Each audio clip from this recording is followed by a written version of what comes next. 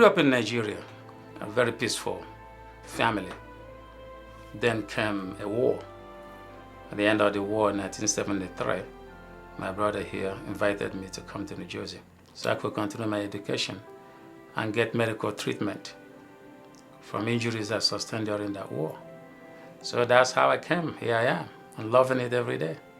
I've been at St. Peter's about 34 years on the whole. And I started at St. Peter's as a parking attendant, working in the parking lot, and really didn't think much of it until the president of the hospital at the time, a nun by the name of Sister Maria De Pazzi, approached me one day. It was raining in the parking lot. I was soaking wet, and she says, "You don't have an umbrella." I said, "Well, sister, I do have a hood." She said, "Your hood is wet." And I was kind of startled. This is the president of the hospital. And she opened up an umbrella, covered me, and said to me, "You can have that umbrella." That really stunned me. But it had some effect on me that the president of the hospital walked to the parking lot to talk to me.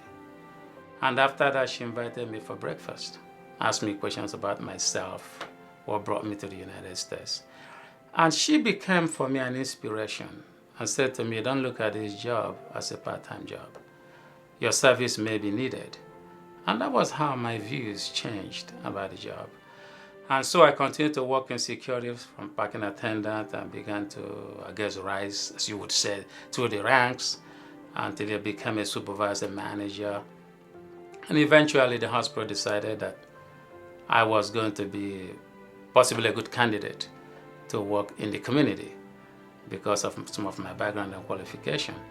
So today I'm the executive director for community outreach, diversity and inclusion, working with a variety of communities and religious faiths and cultures, and aiming at those who don't have access to health care, opening the doors for them to get into the hospital, and internally building understanding among what I call the United Nations here at St. Peter's.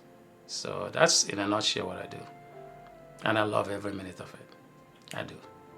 So at St. Peter's, we now have a bloodless medicine and surgery program. And that all started because we identified that a particular faith group, the Jehovah's Witnesses, had prohibition on acceptance of blood transfusion. Our policy at St. Peter's is not to judge a patient or the family, but to respond to the patient's needs. And as such, I approached the community leaders of that faith, asked them if we can work together. And they were gracious enough to take me to Brooklyn, which is their headquarters, called the Watchtower. We spent the whole day. I learned quite a bit about the faith. And upon coming back here, I began the internal work of mobilizing the clinicians to say we have a religious group that has special needs.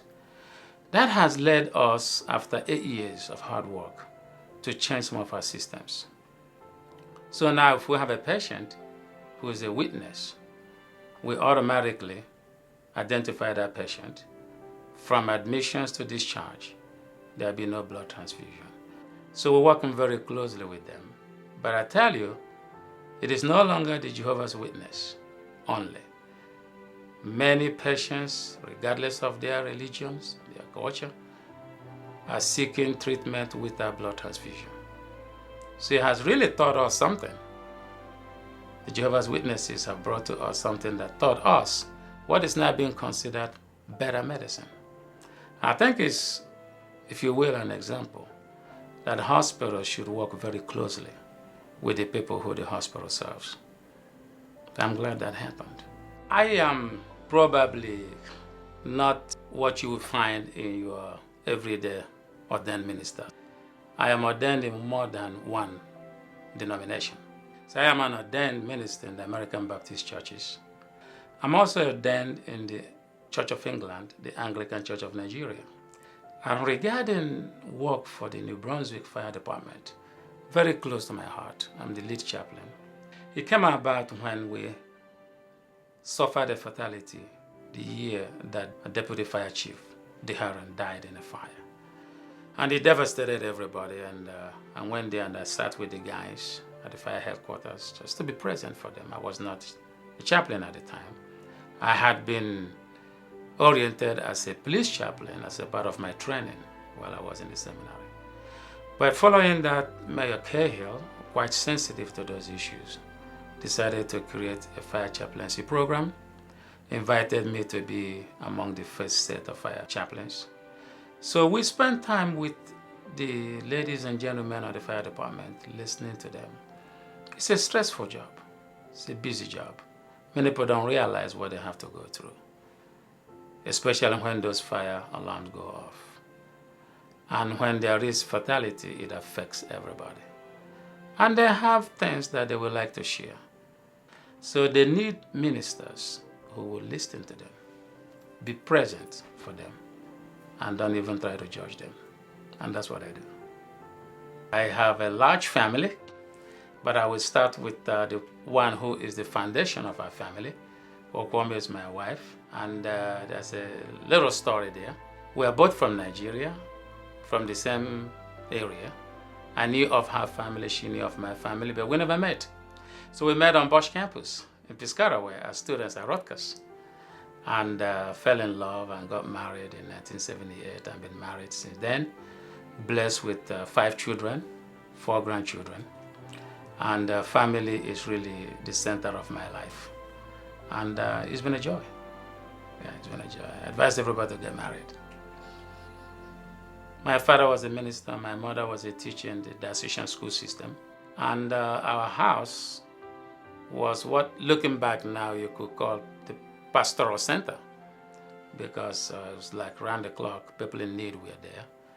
Little did I know that it was somehow impacting me. During the war, especially, I saw their strength. The number of people who were dying, killed, who were being buried every day. And I think that their ministry started me thinking a little beyond myself, that really at the end of the day, it's about what you have been able to do for other people that matters. Yeah, my parents, the strongest influence on my life. No question about that. The Chamber of Commerce is very important to St. Peter's because of the work that the Chamber does and because of the nature of the work that St. Peter's does. The two are really what you would call a natural. So we are on the Chamber of Commerce from where we reach other businesses, build linkages, supporting this chamber that is actually doing work that no one else is doing. So we love the work they do. We want to continue to support them and be an integral part of the chamber. Sister Maria De Paz, the president of this hospital, who changed my views about job when I was what I considered myself just a common parking attendant, an immigrant, looked different, sounded different, until she let me realize that I have things to offer. I never look at myself that way. When Sister passed away, the nuns and the chaplains cleaned out her office. This was found in her drawer, her prayer. And one day I was invited to the chapel by the senior nun at the time. And she said to me, "Tab, I have a gift for you." It was in an envelope. She opened it and brought it out, and I read it. It said, "God's love adds beauty and harmony to our lives." She said this was found in Sister Maria De Paz's drawer, and I thought you should have it.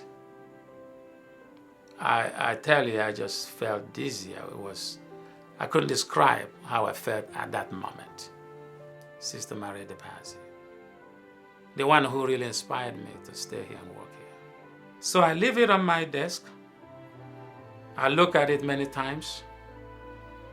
Difficult times, times that I feel insecure, times that I feel maybe not up to the task.